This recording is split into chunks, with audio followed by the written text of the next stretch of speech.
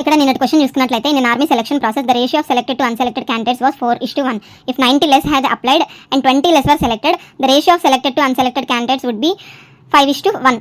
How many candidates had applied for the process అన్నాడు అనమాట. So ఇక్కడ చూసుకున్నట్లయితే ఒక ఎగ్జామ్ ఆర్మీ సెలక్షన్ ఎగ్జామ్లో సెలెక్టెడ్ క్యాండిడేట్స్కి అన్సెలెక్టెడ్ క్యాండిడేట్స్కి రేషియో ఇచ్చాడు అనమాట 4:1. సో 4x అనేది సెలెక్టెడ్ అనుకుంటే x అన్సెలెక్టెడ్ క్యాండిడేట్స్ అనమాట.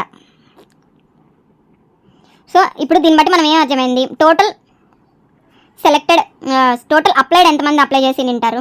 సో మొత్తం అప్లై చేసిన వాళ్ళలో వీళ్ళు సెలెక్ట్ అయ్యి వీళ్ళు సెలెక్ట్ కాకపోతే మొత్తం total members 4x plus x 5x members apply చేశారు కదా. సో ఇక్కడ వాడికి కావాల్సింది కూడా ఈ వాల్యూ, ఈ 5x అనే వాల్యూ ఎంత అని అడిగారు అనమాట.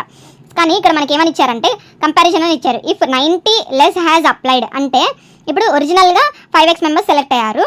ఇఫ్ 90 లెస్ అప్లై 90 మంది తక్కువ అప్లై చేస్తే తర్వాత ఏమన్నాడు 20 లెస్ వర్ సెలెక్టెడ్, మళ్ళీ 20 లెస్ సెలెక్టెడ్ అంటే 4x సెలెక్ట్ అయిన వాళ్ళల్లో 20 మెంబర్స్ తక్కువగా సెలెక్ట్ అయ్యి ఉంటే అప్పుడు రేషియో ఇచ్చారనమాట. అప్పుడు రేషియో సెలెక్టెడ్ టు అన్సెలెక్టెడ్ 5:1 అనమాట. సో ఇక్కడ అప్లై 90 తక్కువ, సెలెక్టెడ్ 20 తక్కువ అయితే ఇక్కడ అన్సెలెక్టెడ్ కనుక్కుందాం.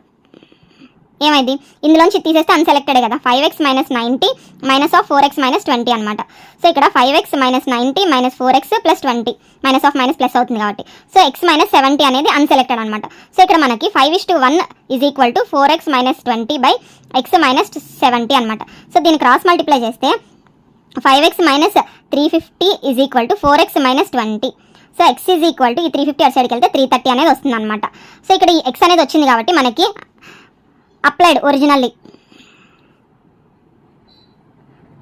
Is equal to 5x.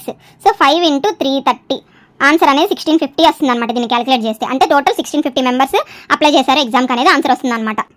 So ఇక్కడ వాటి ప్రాబ్లమ్ చూసుకున్నట్లయితే Sanjay's marks in 2 subjects English and Hindi are in the ratio 7:1. If he got 20 marks more in Hindi than in English what are his marks in English అనమాట. ఈ question అనేది solve చేసి నాకు answer అనేది comment సెక్షన్లో మెన్షన్ చేయండి.